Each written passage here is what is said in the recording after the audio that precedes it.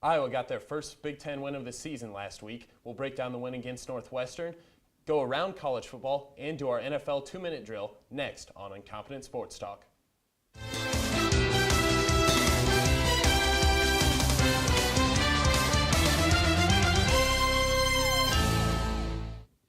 Hello and welcome to another edition of Incompetent Sports Talk. I am your host, Kyle Hughes. I'm joined once again by Justin Bucklin and Josh Bolander.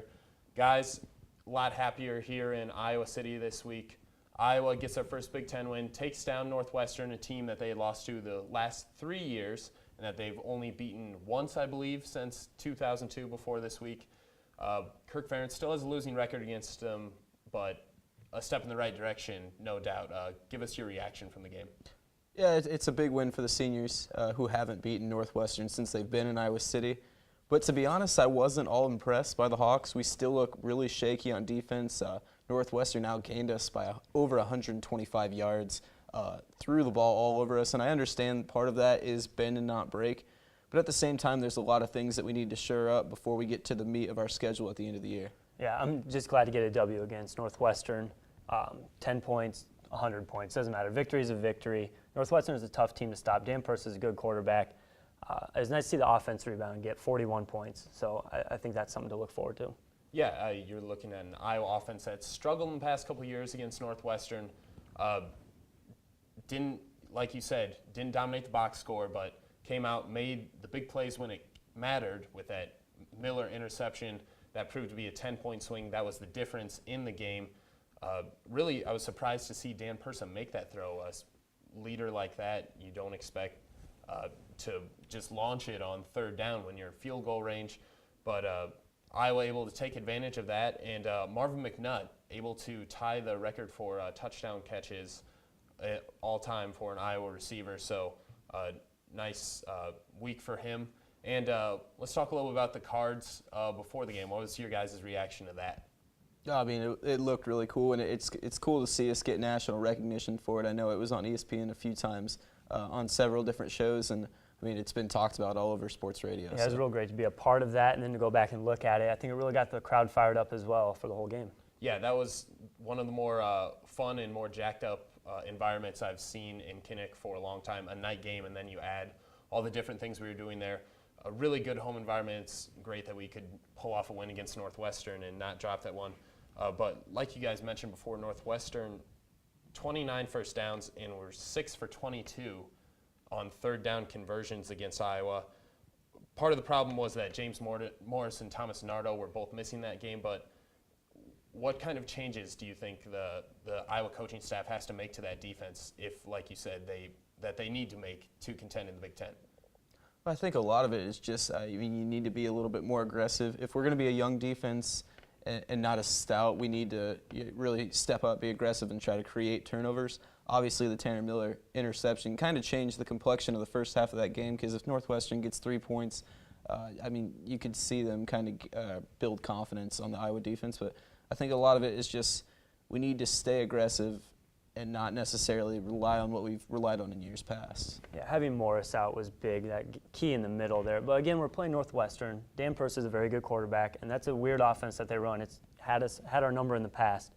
But we need to shore up that third down defense. Like you said, they were 16 of 22. They ran out route after out route, and we just couldn't stop it, whether it was 3 yards, 5 yards, 12 yards. We just could not stop that. Yeah, and it seemed like Northwestern could put anyone in there. They had so many different guys with a catch in that game.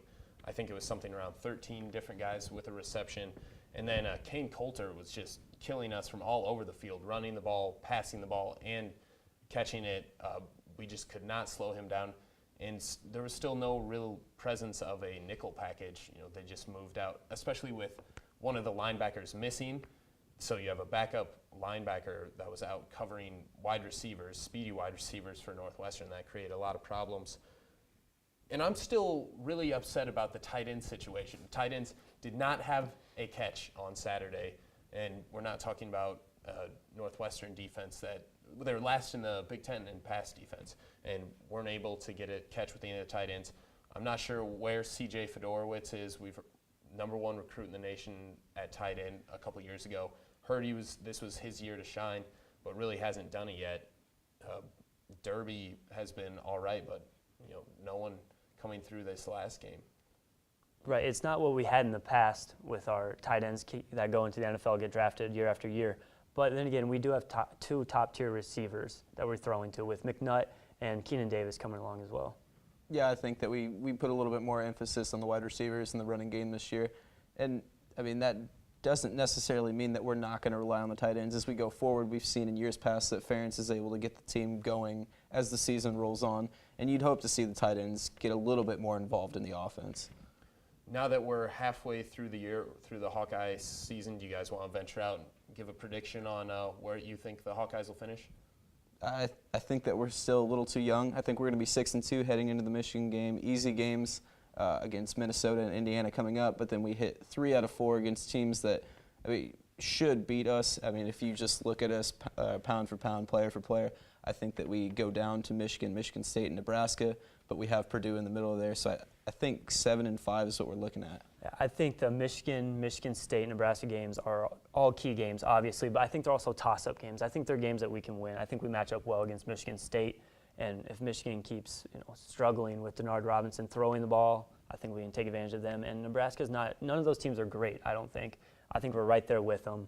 I could see us winning all 3. I could see us losing all 3. It's hard to tell right now. Yeah, like both of you pointed out, there are some games we should win, some games we should lose probably.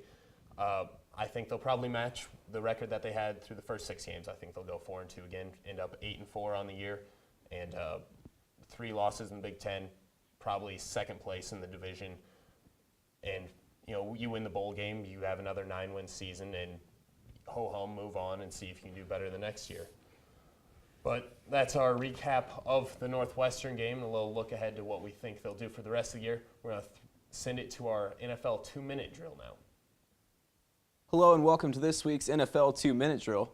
Pat Anger continued what may prove to be a Pro Bowl caliber year on defense after recording 8 tackles, including 5 solos and 1 for loss in a loss to Cincinnati on Sunday. And with this being kind of a slow week for the Hawks in the NFL, let's give some love to Lions punter Ryan Donahue, who had 8 punts, averaging just under 44 yards a kick, and had a 57-yard bomb against the Niners. We'll look at this week's key matchups in the NFL. We got Atlanta traveling to Detroit. Atlanta gets to stay in the Dome where they play so well, but they're playing against a Detroit team, a young Detroit team coming off their first loss. We'll see how they respond with their coach fired up. We also have Chicago and Tampa Bay playing in London. Both teams are in need of a win to keep pace with the division leaders. This also could be a key game according to the playoff hunt, as both teams will be in the wild card. And we also have San Diego at the New York Jets. The San Diego offense against the Jets defense is an interesting matchup, and we also have 2 of the most fiery competitors in the NFL with Rex Ryan going up against Phillip Rivers. Now we'll throw it over to Kyle Hughes for this week's fantasy update. Thanks, Justin. And it's time for our Week 7 Fantasy Watch. Now, who I'm going to have you start this week, Raiders running back Darren McFadden. McFadden is leading the NFL in rushing, and he goes up against a weak Kansas City defense this week. And adding to that, his starting quarterback, Jason Campbell, hurt last week with a collarbone injury. Look for the Raiders to run the ball a lot more against the Chiefs than they would in other weeks. Now, who I'm going to have you sit, Jaguars running back Maurice Jones-Drew. Jones-Drew, a great running back, but he's going up against a Baltimore Ravens defense that is 3rd in the league in opposing pass or rushing yards per game. They're only giving up 76 yards per game to opposing rushers. Look for Drew to have an off game. My sleeper, we're going back to Oakland. Their other running back, Michael Bush. The Raiders only had 1 passing touchdown last week, and that came from their punter. Look for Bush to get a lot of goal line carries, maybe steal some touchdowns. He could be a great start if you have some running backs out on the bye. That's all for your Week 7 Fantasy Watch. We're going to throw it back to the desk. And now it's time for us to go to recapping last week in college football. We're going to give you a few people that impressed us and some things we were disappointed in. Go ahead, Justin. What was something that you were impressed with? I got a couple teams. The first team was Clemson. They struggled against Maryland, but they came back and won. That was a game they easily should have lost. They were down 18 points. If they would have lost that game, I don't think too many people would have been surprised. But this is a different Clemson team. They won that game, and they continue to be undefeated. Sammy Watkins had over 300 total yards, 3 touchdowns. Taj Boyd wasn't 100%, but they still got that W. Another team was Boise State. They destroyed Colorado State in their first Mountain West game. We all know about Kellen Moore. He had only 4 incompletions, and he had 4 touchdowns. But they also have Doug Martin, who their running back is one of the better running backs in the nation. He had 20 carries for 200 yards, and I look for them to roll in the Mountain West. Yeah, Doug Martin's been real solid for the past couple of years for Boise State. I have two teams, Kansas State. We haven't given a lot of respect to the Wildcats this year, and part of that is that they haven't played the strongest of schedules, but they've won some good games, and they beat Texas Tech in Lubbock. Their quarterback, Colin Klein, had 4 scores on the day. And Alabama, once again, they go down early on the road to an SEC team, and they come back and they respond, scoring over 50 points against Ole Miss. Yeah, you keep waiting for Alabama to kind of struggle in one of those games, but even when they get kicked early, it just doesn't stop them. Who impressed me was Ryan Swope and Ryan Tannehill for Texas A&M. Tannehill threw for 415 yards in the win over Baylor, 6 touchdowns, and 4 of those touchdowns were to Swope, who had over 200 yards receiving. Just amazing performances by those two. They absolutely outgunned RG3 in that Baylor Bears team. Another thing that really impressed me was Michigan State's defense.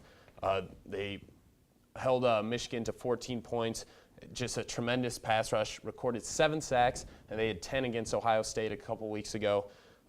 Limited the Michigan offense to 250 total yards, and held Denard Robinson to a 38% completion percentage and only a 2.3 yard average running the ball on the ground.